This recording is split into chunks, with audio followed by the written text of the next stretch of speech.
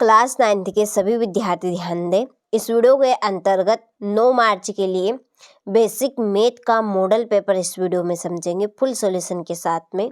A to Z चीज़ें इसमें आने वाली है। अच्छे से आपको प्रॉपर तरीके से और देखिए शांति पूर्वक और धैर्य से आपको पूरा वीडियो कंप्लीटली देखना है और हर एक प्रश्न पे आपको अच्छे से गौर करना है, अच्छे से स्क्रीनशॉट लेना है और उसके बाद में अच्छे से आपको तैयारी कर लेनी है, ठीक है। जो आपका Hindi version plus English version दोनों में रहेगा।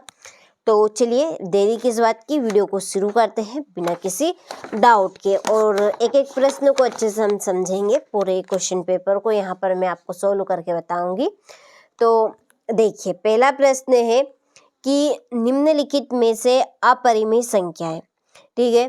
तो अपरिमेय संख्या हम किसे कहेंगे कि जो करनी के अंदर रहेगी और जो करनी से बाहर नहीं आ सकती, उसे हम अपरिमेय संख्या कहेंगे, जिसका कोई वर्गमूल ही नहीं होता है, ठीक है। जैसे कि करनी 2, करनी 3, करनी 5, करनी 7, इनका कोई का भी वर्गमूल नहीं होता है। तो ये कौन सी संख्या है? अपरिमेय संख्या है। तो आप यहाँ पर देख सकते हैं कि इनमें से कौन सी अपरिमेय संख्या बनेगी। तो इसमें से कौन सी अपरिमेय संख्या, चलिए इसमें से चूज करके बताइए जल्दी से इसमें देख के। तो इसमें रहेगा आपका सी नंबर वाला सही, ठीक है। दूसरा है शंकु के वक्र पृष्ठीय क्षेत्रफल को ज्ञात करने का सूत्र है, ठीक है। तो शंकु के वक्र पृष्ठीय क्षेत्रफल को ज्ञात करने का सूत्र है पाई आर एल, ठीक है, पाई आर एल। इसका बी आपका सही रहेगा। बिंदु -3 और -5 होगा, तो ये होगा तृतीय चतुर्थांश में। कौन से चतुर्थांश में? तृतीय चतुर्थांश में। चक्रीय चतुर्भुज के सम्मुख कोणों का योग होता है। तो चक्रीय चतुर्भुज के सम्मुख कोणों का योग होता है 180 डिग्री का। कितनी? 180 डिग्री की। इसका बी सही रहेगा। पांचवा है यदि किसी त्रिभुज की भुजाओं की लंबाई ए बी तथा सी हो तो उसका अर्ध परिमाप होगा। तो अर्ध परिमाप होगा ए प्लस बी प्लस सी बटा 2, ठीक है। इसका बी आपका राइट रहेगा। छठा है एक शून्योत्तर अचर बहुपद की घात होती है। तो देखिए नाम में इसका आंसर छिपा है। एक शून्योत्तर शून्य की बात चली, अचर बहुपद की घात, तो शून्य बहुपद की घात हमेशा शून्य ही होगी, ठीक है। तो इसका ए सही रहेगा, ठीक है। चलिए इसके बाद में देखिए इंग्लिश वर्जन वालों के लिए भी है, तो यहाँ पर मैं टिक कर देती हूँ, आपको कंप्लीट अच्छे से कर लेना है, ठीक है। इसका आपका सी रहेगा, इसका बी रहेगा, इसका बी और इसका ए हो गया। चलिए तो आपको देखिए यहाँ से अच्छे से स्क्रीनशॉट ले लेना है और अच्छे से तैयारी करनी, धैर्य और शांति से पूरा वीडियो देखना है, ठीक है। देखिए आप धैर्य और शांति से चीज़ें करेंगे तो आराम से आपको हो जाएगी, कंफ्यूजन बिल्कुल भी नहीं रहेगा, अच्छे से तैयारी कर पाएंगे। देखिए अगले प्रश्न में है रिक्त स्थानों की पूर्ति कीजिए। पहला कि y अक्ष पर स्थित बिंदुओं के निर्देशांक का भुज खालिस्तान होता है 0। कैसा रहेगा? 0, ठीक है। दूसरा है यदि दो रेखाएं परस्पर प्रतिच्छेद करें तो खालिस्तान कोण बराबर होते हैं।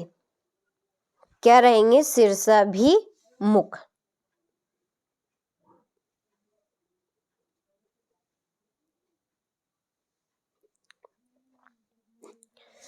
तीसरा है किसी समबाहु त्रिभुज का प्रत्येक कोण खालिस्तान अंश का होता है, तो 60 डिग्री का, ठीक है। वर्ग 0 से 20 की चौड़ाई खालिस्तान है, तो इनके बीच की चौड़ाई रहेगी 20 सेंटीमीटर, ठीक है। कितनी? 20। अगला है यदि किसी त्रिभुज की 2 भुजाएं बराबर हो तो वह त्रिभुज कहलाता है समद्विबाहु त्रिभुज। कौन सा? समद्विबाहु।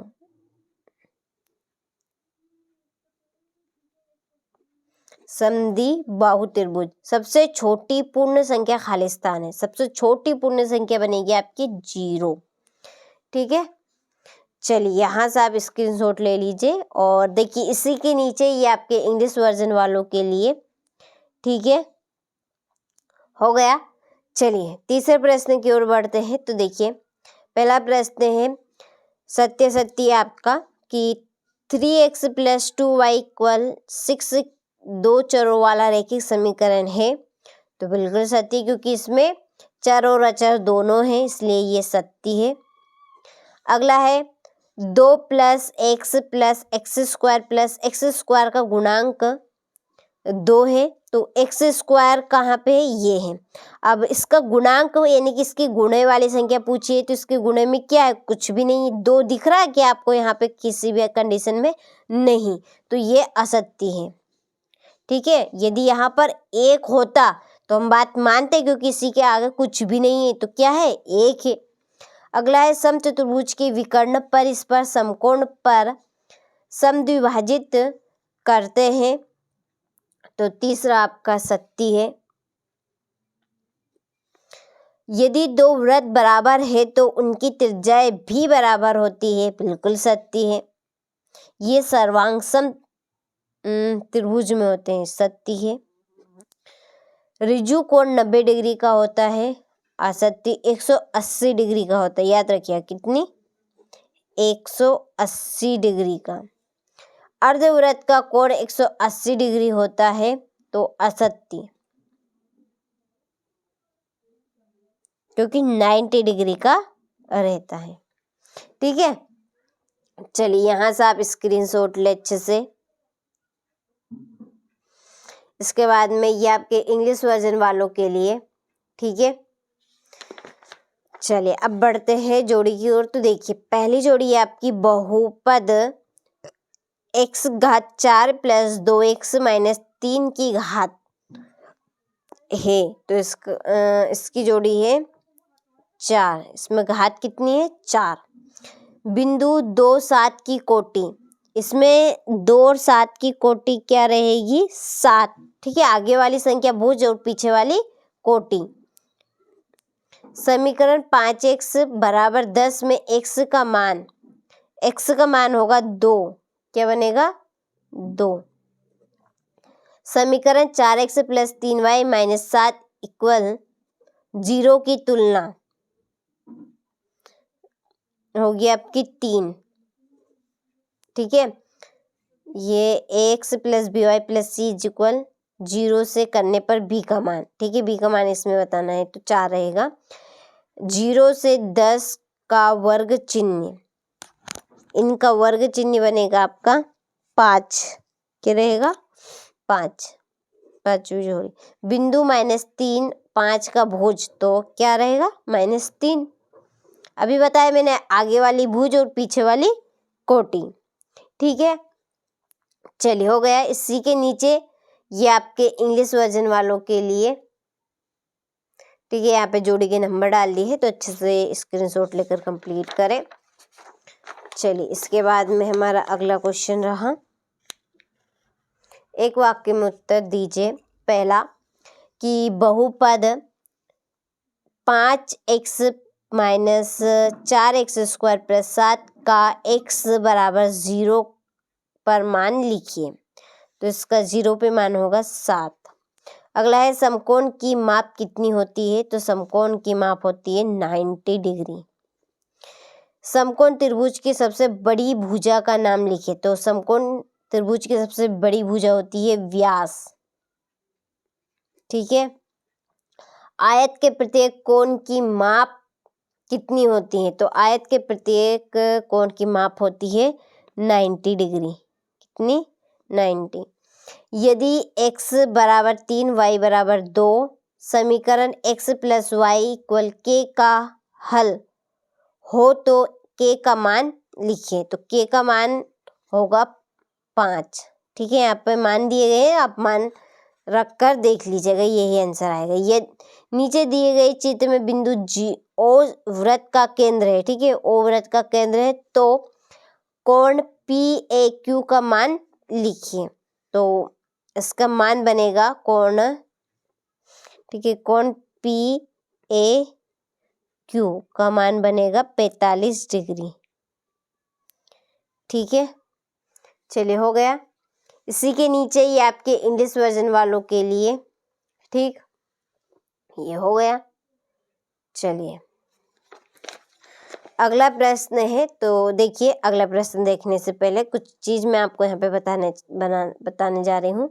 देखिए हमारी एक एप्लीकेशन है, आपको क्या करना है, मोबाइल में सिंपली आपको प्ले स्टोर खोलना है, ठीक है। यहाँ पर सर्च करना है चैनल का नाम, चैनल का नाम है हमारे NCERT कोचिंग, ठीक है। ये जब आप इसको सर्च करेंगे तो इस तरह का इंटरफेस खुलेगा आपके सामने, और ये है हमारी एप्लीकेशन, ठीक है। गौर से देखिएगा, इसका लोगो देख लीजिएगा, ठीक है, कुछ इस तरह का लोगो रहेगा। तो ये एप्लीकेशन है, इसको आपको मोबाइल में इंस्टॉल करना है, ठीक है। क्यों करना है इसका रीज़न मैं आपको बताऊंगी। जब आप इसको इंस्टॉल करने के बाद में ओपन करेंगे तो रजिस्टर करने का ऑप्शन आएगा। इसके आगे की जो प्रोग्रेस है उसके लिए एक सेपरेट वीडियो हमने चैनल के ऊपर डाल दिया है, उसकी लिंक आपको इस वीडियो की डिस्क्रिप्शन में मिल जाएगी, आप देख लीजिएगा, ठीक है। इस एप्लीकेशन के ऊपर जो 6 मॉडल पेपर आपको हर एक सब्जेक्ट के हम दे रहे हैं, उनके फुल सॉल्यूशन के साथ में PDF आपको मिलेगी, और कुछ एक्स्ट्रा चीज़ें भी आपको हम देने वाले हैं, इस एप्लीकेशन के ऊपर रहेगी, ठीक है। पार्ट के अकॉर्डिंग कुछ अलग से आपको दिए जाएंगे क्वेश्चन, ठीक है। तो प्रॉपर तरीके से वही देंगे जो परीक्षा में आपसे पूछा जाएगा, ठीक है। इसके ऊपर कुछ चीज़ें फ्री कंटेंट रहेगी, और कुछ चीज़ों पे आपको पेड यानी कि चार्ज लगेगा, कुछ पैसे आपको जमा करने पड़ेंगे, ठीक है। तो कुछ भी जानकारी आपको यदि पूछना हो तो डिस्क्रिप्शन में नंबर दिए हैं, आप उन पर कॉल करके पूछ सकते हैं। तो देखिए हमारा मेन मकसद आपको इसके ऊपर बिल्कुल प्योर चीज़ें देना है, जिनसे आप अच्छी परसेंटेज बना सकें। प्योर चीज़ का मतलब आप समझ चुके होंगे मैं क्या कहना चाहती हूँ, ठीक है। एकदम प्योर ओरिजिनल, ठीक है। वो आपको हम देखिए सामने, एकदम सामने नहीं दे सकते, ना यूट्यूब पे दे सकते हैं। तो ये एकमात्र जरिया हमारा आप तक पहुंचाने का। और कुछ चीज़ें आपको देखिए एग्ज़ाम के ठीक एक दिन पहले भी हम देंगे, तो जो बच्चे एप्लीकेशन के साथ जुड़े हैं केवल उन्हीं के पास ये पहुंच पाएगी इन्फॉर्मेशन, नहीं तो किसी के पास नहीं पहुंचेगी, ठीक है। तो अभी तक आप नहीं जुड़े हैं तो आप जुड़ जाइए, क्योंकि बहुत ही लाभदायक आपके लिए ये एप्लीकेशन होने वाली है, ठीक है। हमारा काम कोई फ्रंट नहीं करना है, धोखाधड़ी का काम नहीं है हमारा, ठीक है। जो भी है एकदम सटीक रहेगा, सारी चीज़ें एकदम प्रॉपर देंगे हम, ठीक। चलिए अब बढ़ते हैं प्रश्न की ओर। तो देखिए छठा क्वेश्चन है आपका कि मध्य बिंदु प्रमेय का कथन लिखिए, रैखिक बहुपद की परिभाषा लिखकर एक उदाहरण लिखिए। तो इन सब के आंसर आपको एप्लीकेशन पर ही मिलेगी, PDF हमने इनकी तैयार कर ली है, ठीक है। परिमेय संख्या की परिभाषा लिखिए, इसके बाद में ये सिका अथवा है, हो गया। चलिए इसके बाद में नवा, निम्न आकृतियों में बिंदु A व B के निर्देशांक लिखिए, ठीक है। भुज और कोटि की परिभाषा लिखिए, हो गई। फिर एक नोटबुक की कीमत एक कलम की कीमत से दुगनी है, इस कथन को निरूपित करने के लिए दो चरों वाला एक रैखिक समीकरण लिखिए। दर्शाइए कि समीकरण x + 2y = 6 का एक हल 0 और 3 है। 13वां है 6 करनी 5 और 2 करनी 5 का गुणा कीजिए। न्यूक्लिड के अभिग्रहितों में से कोई एक अभिग्रहित लिखिए, ये अथवा। इसके बाद है आपका ये 15वां प्रश्न। यहाँ से आप अच्छे से स्क्रीनशॉट लें और सारे क्वेश्चनों को कंप्लीट करें। और भी इस तरह के प्रश्न आप लेना चाहते हैं तो उसके लिए एप्लीकेशन के साथ जुड़े, प्रॉपर आपको वहीं पर तैयारी करवाई जा रही है। किसी भी वक्त किसी भी घड़ी आप कॉल कर सकते हैं, जो नंबर आपको डिस्क्रिप्शन में दिए गए हैं, ठीक है। कुछ ज़्यादा चार्ज भी नहीं लगेगा, बस केवल 200 से 300 मात्र में आपका पूरा प्रॉपर काम बन जाएगा और आप अच्छी परसेंटेज बना पाएंगे, अपना नाम रोशन कर पाएंगे, ठीक है। अब की बार 90 पार करने का आपका टारगेट है, तो 100% ये टारगेट जरूर पूरा होगा और हम आपकी पूरी मदद करेंगे, ठीक है।